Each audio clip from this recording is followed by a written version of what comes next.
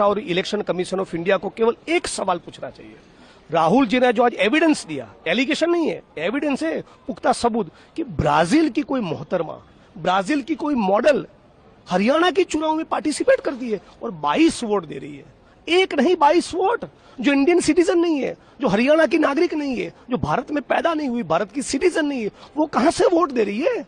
ये भारत भूमि के साथ गद्दारी नहीं तो क्या है? जो लोग पार्लियामेंट के चुनाव में वोट किए, असेंबली में उनका वोट गायब कर दिया। ऐसे कितने लोगों का वोटर लिस्ट डिलीट कर दिया? 3.5 लाख। अब जो 8-10 सीट का फासला हरियाणा के चुनाव में कांग्रेस और भाजपा के बीच में रह गया, वो 22,000 वोट यदि हमारे ज्यादा आते, जो यदि वोटर गायब नहीं किए जाते तो आते, तो हरियाणा में कांग्रेस की सरकार होती। तो पूरी की पूरी सरकार की चोरी है। और मोदी और अमित शाह के आशीर्वाद के बिना मैं नहीं मानता हूं कि Gyanesh Kumar, election commission of India जो है, चुनाव जो मुख्य चुनाव अधिकारी, उनकी ये औकात नहीं है। और उन्होंने जिस प्रकार का फर्जीवाड़ा किया है, ये हमारे लोकतंत्र के साथ खिलवाड़ है, भारत माता का अपमान है, बाबा साहब अम्बेडकर के संविधान के साथ खिलवाड़ किया है, संविधान का अपमान है, देश की 135 करोड़ जनता का अपमान है। तो मैं मांग करता हूं उनकी जगह तो साबरमती सेंट्रल जेल में ही होनी चाहिए। इस अरे और भी गहराई से जांच करे ना इलेक्शन कमीशन ऑफ इंडिया, जो कि शामिल है, इन्वॉल्व है इस पाप में, वो नहीं करेगा। लेकिन यदि कोई करे निष्पक्ष जांच तो न्यूक्लियर बॉम्ब भी फट सकता है। ये तो हरियाणा की बात हुई, अब तक कर्नाटक की बात हुई। अब सोचिए ना, ब्राजील की कोई मॉडल इंडिया में आके वोट कर रही है। एक परिवार में से अगेन ये जांच में निकल के आया 200-250 लोगों ने वोट किए। एक घर में से 66 लोग वोट कर रहे।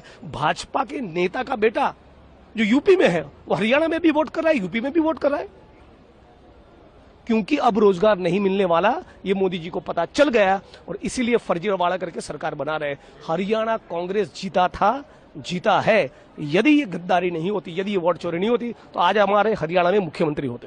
बिहार के चुनाव कैसे देखते हैं? बिहार के चुनाव में भी दिख रहे हैं ना कि जो एसआईआर करके 65 लाख लोगों को आपने तो निकाल दिया। कौन है 65 लाख लोग? मजदूर है, मुसलमान है, पिछड़ा है, अति पिछड़ा है, दलित है, महादलित है, किसान है, छोटा व्यक्ति है ना।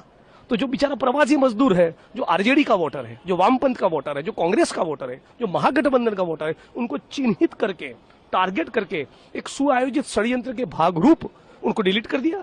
65 लाख लोग, तो ये तो खिलवाड़ है।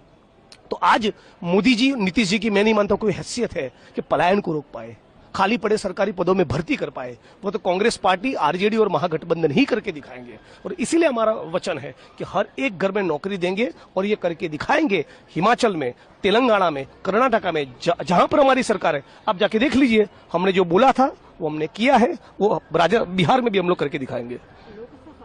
वहां किया है ना हम लोगों ने, लाखों लोगों को रोजगार मिला है। मनरेगा जो पूरी दुनिया के इतिहास का सबसे बड़ा